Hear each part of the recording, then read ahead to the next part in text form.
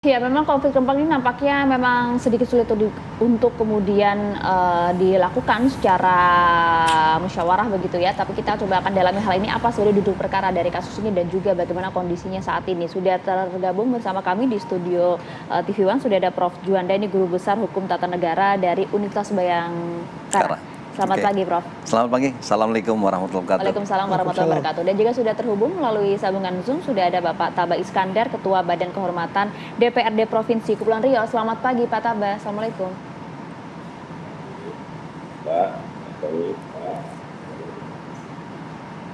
Baik, Pak Taba, saya langsung ke Pak Taba begitu. Kalau misalnya kita melihat dengan peristiwa yang terjadi kemarin, kita juga sempat baca-baca, ada sekali banyak aturan ya yang mengatur soal Pulau Rempang ini, termasuk juga bagaimana hak masyarakat di sana. Kemudian ada investor yang mau masuk dan lain sebagainya. Sebenarnya duduk perkaranya dan kemudian aturannya yang jelas, ini seperti apa sih, Pak? Baik, terima kasih. Assalamualaikum warahmatullahi wabarakatuh. Selamat pagi. Mudah-mudahan dengan percakapan kita hari ini bisa menjadi lebih clear dan masyarakat kami di Rempang juga lebih tenang. Pertama, jadi Rempang Galang itu kan selama ini dikenal dengan Barelang. Nah, pengembangan pertama kawasan ini adalah pengembangan Pulau Batam. Panjang sejarahnya, saya persingkat saja. Maka berdiri satu badan namanya Otorita Batam. Karena dulu wilayah ini masuk wilayah administrasi pemerintahan Provinsi Riau. Karena begitu jauh rentang kendalinya, maka pemerintah pusat melihat letak strategis kota Batam ini mendirikan satu badan Otorita Batam.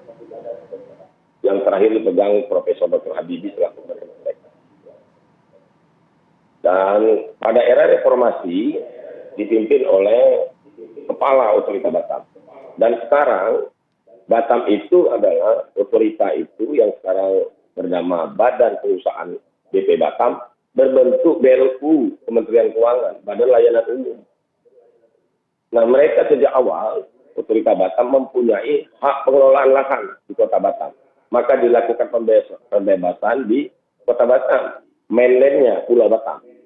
Nah, sekarang menyangkut Rempang, yang disebut Barelang, Rempang Galang. Rempang Galang itu, sepengetahuan saya, setahu saya, karena saya pernah menjabat Ketua DPRD pada periode 2000-2004, berstatus quo.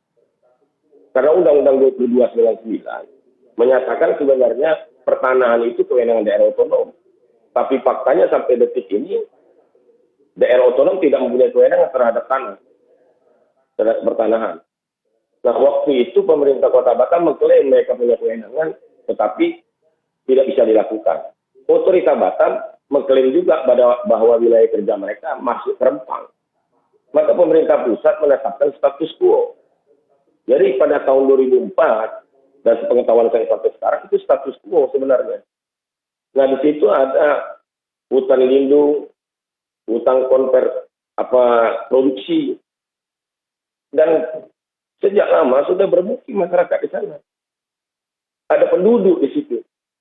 Yang dulunya secara administrasi pemerintahan, masyarakat Rempang dan Galang itu masuk wilayah Kabupaten Kepulauan Riau di Provinsi Riau.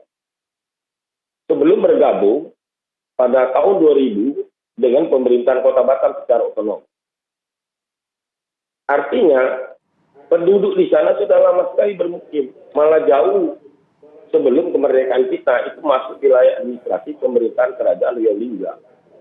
Itu bisa dibuktikan. Nah, Rempang Galang ini... Ya, Pak Taba, mohon maaf saya potong terlebih dulu. Artinya sebenarnya treatment bagi masyarakat di sana seharusnya seperti apa? Karena kan ada juga kepentingan investasi di situ, gitu. Baik. Sesuai dengan apa semangatnya saya jawab pusat. dulu pertama, supaya tidak, Mas Tommy, saya jawab dulu.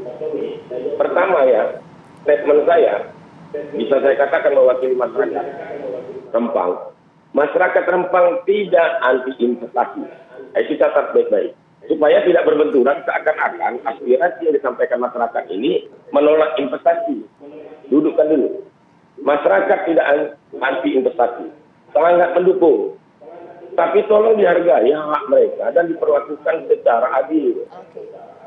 Karena begini, ini saya lihat ada kerancuan.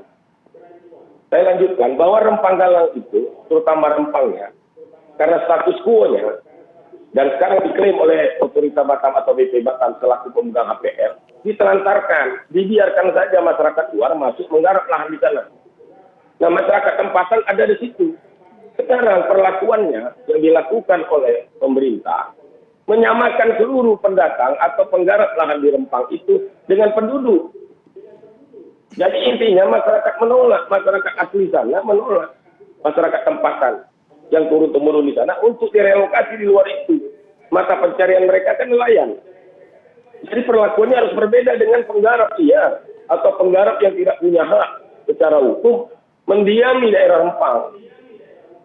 Nah, mereka maunya ditangani secara baik atau jadikan bagian integral dari proyek yang akan dibangun di situ. Kenapa harus dikeluarkan dari areal itu? Itu yang menjadi persoalan. Maka muncullah unjuk rasa dan keberatan. Unjuk rasa pertama itu kan dalam rangka mempertahankan hak mereka. Kan belum apa-apa, tahu-tahu tim sudah mau mengukur. Menggunakan aparat penegak hukum yang banyak, termasuk ada itu kendaraan rantis. Oke.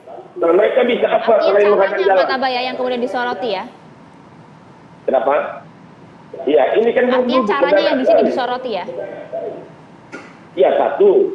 Ini kan belum clear. Musyawarah belum ada kesepakatan.